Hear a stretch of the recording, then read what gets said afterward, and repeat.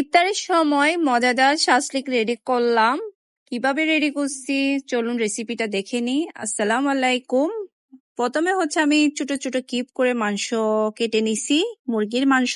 এক টুকরা লেবুর রস দিয়ে দিচ্ছি মাংসর মধ্যে। তারপর স্বাদ মতো লবণ দিয়ে দিচ্ছি। তারপর লাল মরিচের গুঁড়া দিচ্ছি হালকা করে। তারপর মশলার গুঁড়া আধা চামচ দিয়ে দিলাম।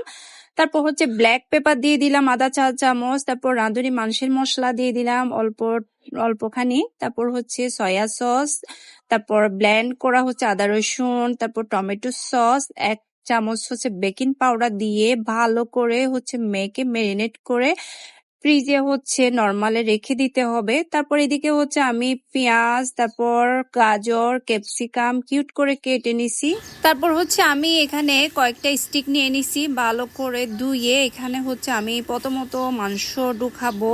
তারপর একটা মাংস, একটা পেঁয়াজ, একটা গাজর, একটা ক্যাপসিকাম, এইভাবে করে আমার স্টিকগুলা সাজাইতে হবে।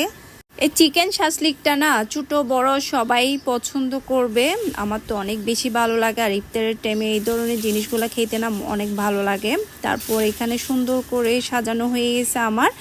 এখন আমি একটা ফ্রাই প্যান নিয়ে নেব। ফ্রাই প্যানে অল্পখানি তেল দিয়ে এটা এক পিঠ ভালো করে হলে আরেক পিঠ উল্টা দিতে হবে। হয়ে গেছে আমার শাসলিক রেডি করা। এখন সবাই মিলে আমরা ইফতার করব।